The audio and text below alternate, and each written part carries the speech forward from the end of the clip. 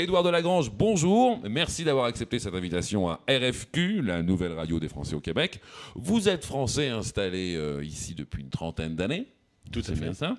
Et j'aimerais que vous nous expliquiez un petit peu comment vous avez fait pour surmonter tous ces obstacles durant 30 ans pour en arriver où vous êtes. Écoutez, obstacle est un grand mot. Je pense que nous sommes dans un pays merveilleux. J'ai déménagé ici depuis 30 ans pour des raisons professionnelles. Je devais rester qu'une couple d'années. Vous voyez, j'ai déjà pris les termes. Mmh. Hein? Et je suis resté voilà, depuis 30 ans et je ne pense pas retourner dans en ma France? vieille Europe. Même pas pour la retraite? Non, même pas pour la retraite. Alors, expliquez-nous un petit peu votre arrivée au Québec il y a 30 ans. Comment c'était? Qu'est-ce qui vous a marqué? Le froid? Oui, c'est le traditionnel vocabulaire comme vision, c'est sûr. Le froid, le vocabulaire. Non, ce qui m'a marqué surtout, c'est qu'on parlait français. Dans un grand pays énorme, nord-américain, avec des échelles complètement différentes de notre vieille Europe. D'accord. Et donc, j'ai eu un coup de foudre. Voilà. Et vous vous êtes lancé dans quelle profession? Quel est le domaine dans lequel vous travaillez? Racontez-nous. Écoutez, est-ce que je suis obligé de... Faut que j'invente ou je dis la vérité? Dites-nous la vérité. À RFQ, on ne dit que la vérité. Il y a des fois des métiers qui sont difficiles, mais bon, mettons que je travaille dans le domaine de l'immobilier et de la construction. Alors, parlez-nous un petit peu, le domaine de la construction au Québec. Est-ce qu'il y a encore une place à se faire dans ce domaine qui ne doit quand même pas être facile?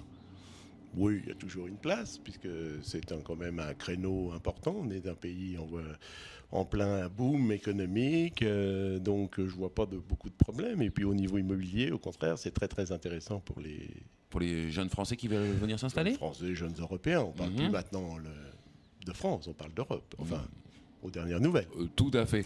Maintenant, on se demandait s'il y avait peut-être des spécialités dans la construction, des marchés niches à prendre, comme, je ne sais pas, les serrures, les fenêtres, la tuile, le carrelage, le robinet. Tout à fait. Alors, au niveau sous-traitant, effectivement, mais au niveau main-d'œuvre, non, parce que c'est un marché contrôlé, syndiqué, il faut des cartes de compétences. Donc, pour nos amis européens qui pensent venir s'installer et puis œuvrer tout de suite dans la construction, c'est compliqué, ça ne marchera pas. Par contre, importer du matériel, des matériaux, effectivement, ou du know-how, il n'y a aucun problème. Est-ce que vous voyez des marchés à prendre?